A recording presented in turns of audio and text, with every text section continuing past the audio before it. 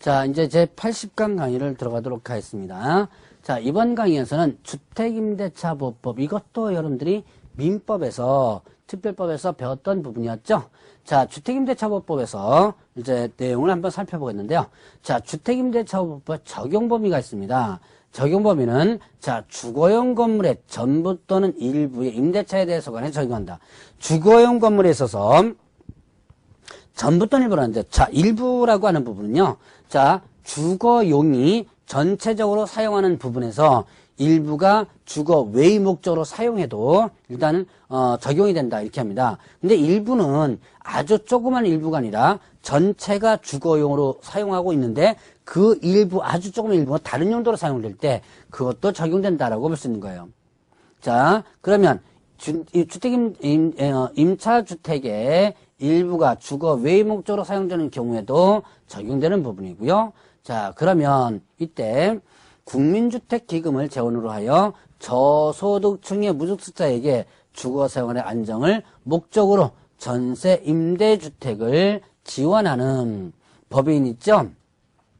자, 이때 토지주택공사와 지방공사도 적용됩니다. 자, 여러분들이 이런 그 법인들, 여러분들 뭐 가장 대표적으로 SH공사, 서울 공사 있죠? 이런 SH공사라든가 이런 그 지방공사들이 있습니다. 그런 지방공사들, 임대아파트 운영하죠? 자, 그런 공사들도 마찬가지로 적용하고요.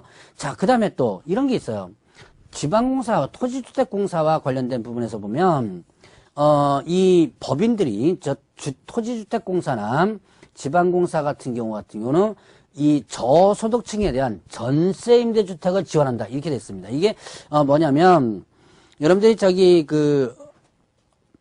텔레비전에 요즘도 나오는 것 같은데요. 동행이라는 프로그램이 있을 거예요. 거기 보면 집이 없어가지고 거의 쫓겨나다시피 하는 그런 부분이 이제 방송에 한번 나오죠. 그러면 이 사람들에게 아주 저렴하게 그 전세 임대주택을 어떤 공사가 이제 알선해 주는 거예요.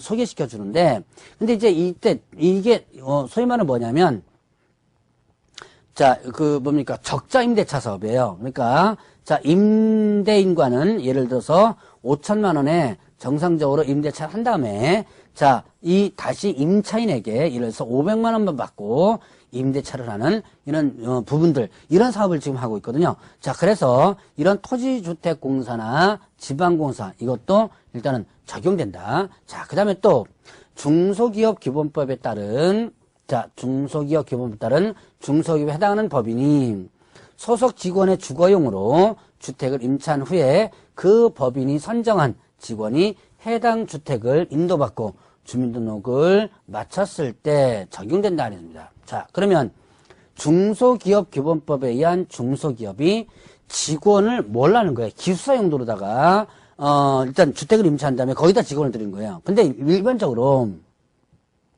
자, 일반 법인이요, 기숙사 용도로 법인이 임대차를 한 다음에 그 다음에 그 직원이 들어가서 임차인으로서 산다면, 자, 이 주택임대차보호법의 목적이 뭐냐? 집 없는 서민들을 위한 거예요. 그런데 법인이, 회사가 기숙사 용도로 일단은 집을 임대차해가지고 거기서 직원이 살고 있다. 그거는 법인이라고 한다면 어떻게 돼요? 일반 회사는 집 없는 서민이 아니죠. 그렇기 때문에, 자, 이거는 적용되지 않았었어요. 그런데 중소기업 같은 경우는 기숙사를 짓지 못하는 거죠.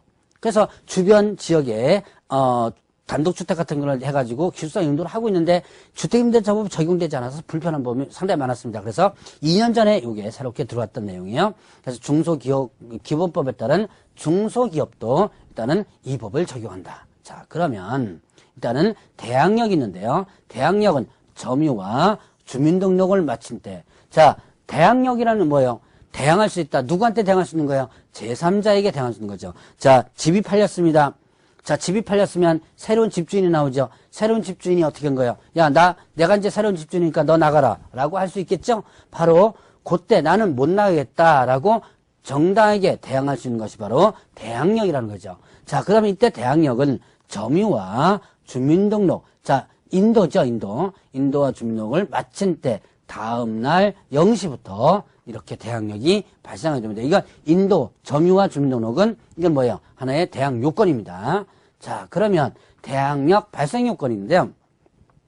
대항력과 관련된 판례는 상당히 많습니다. 많은데 제가 간단한 건 몇 개만 일단 설명했고 나머지는 여러분들이 민법에서 주로 이런 판례 부분들이 배우니까 민법에서 더 보충을 해보시기 바랍니다. 자, 다가구 주택의 경우는 집원까지만, 다가구 주택은요 집원까지 전입신고는 해도 되지만 다세대 주택의 경우에는 뭐다? 동호수까지, 집원에다가 동호수까지 이렇게 했어요. 자, 다가구 주택 같은 건 어떻게 돼요? 소유자가 한 사람이죠. 그 다음에 여러 가구가 사는 거예요. 그러니까 소유자가 한 사람이니까 집원까지만 해도 되는 겁니다. 그런데 다세대 주택 같은 경우는 건물 한 동에 소유자가 A, B, C, D 각각이에요. 그래서 집원까지만 하면 이 건물 안에 어느 누구네 집에 사는지를 모르죠. 그래서 동호수까지를 정확하게 기재하라고 되어 있습니다. 자, 그러면 전입신고 시 집원을 임차인이 잘못 기재하여 후에 수정한 경우라면 수정한 날에 다음 날부터 발생을 하고요. 자, 그 다음에 주민등록은 그 가족 주민등록으로도 가능하다 이렇게 됐어요. 자, 임차인이 잘못해가지고 했다면